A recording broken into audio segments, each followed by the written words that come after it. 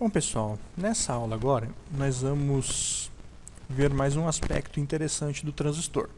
Nós já vimos as correntes do transistor, corrente do coletor, da base do emissor. Agora a gente vai ver as tensões do transistor. Então vamos colocar aqui a pauta da nossa aula. Tensão, ou melhor, tensões no transistor, lembrando sempre que nós estamos estudando o BJT, o transistor de junção bipolar, ok? Então tá aí, vamos ver aí um pouquinho sobre as tensões no transistor. Vamos começar aqui vendo o transistor NPN, tá? Então tá aqui o nosso transistor NPN. Bom, nós temos aqui então coletor, temos aqui base, temos aqui emissor. Bom, se a gente for desenhar internamente como esse transistor é, vocês lembram que ele é NPN, então são três cristais semicondutores dispostos dessa maneira. Muito bem. Gente, não tem segredo nenhum, tá? A gente vai usar a segunda lei de Kirchhoff para entender como são as tensões do transistor, tá? Segunda lei de Kirchhoff, que diz que a soma das tensões em uma malha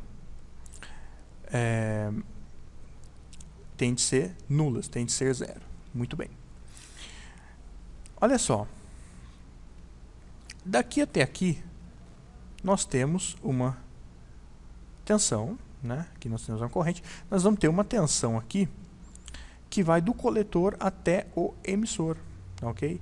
Essa tensão nós chamamos de tensão coletor-emissor, VCE. Simples, né? É a tensão que eu tenho medida do coletor, desse terminal aqui do transistor, até o emissor. Perfeito? Nós vamos ter aqui também uma outra tensão. Só lembrando aqui, gente, antes da gente falar da outra tensão, que o coletor ele é positivo, né?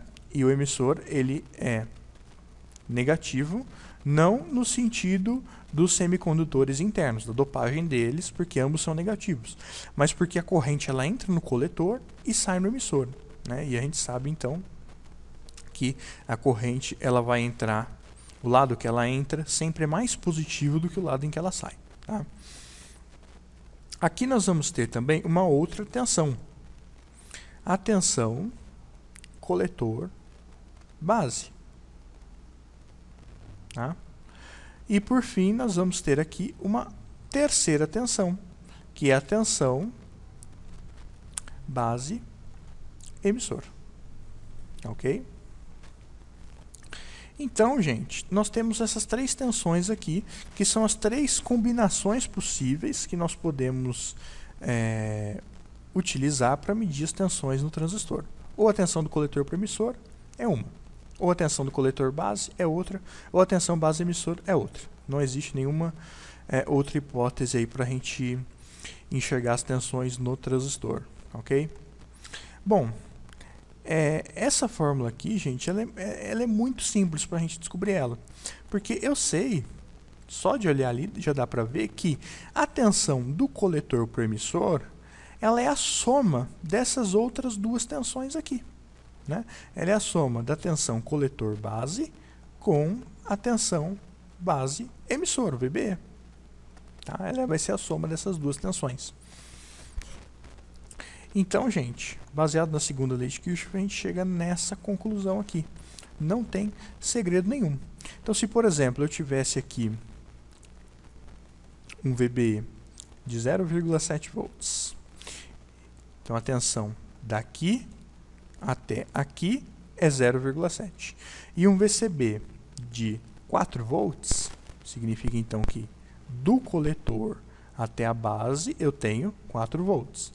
Então, se daqui até aqui eu tenho 4, e daqui até aqui eu tenho 0,7, daqui do coletor para o emissor, eu só posso ter a soma, né? Eu só posso ter 4,7. Então, o VCE vai ser a soma das duas tensões, ok? No transistor PNP, é exatamente a mesma coisa, tá? A única coisa que vai acontecer é que os sentidos das correntes são ao contrário. Então as tensões vão ser ao contrário também, tá? Então aqui nós temos o emissor, desenhei ele assim mesmo, mas vocês podem desenhar o emissor para baixo sem problemas. Coletor, base. Nós sabemos então que nesse transistor a corrente entra no emissor, ela sai no coletor e ela sai na base.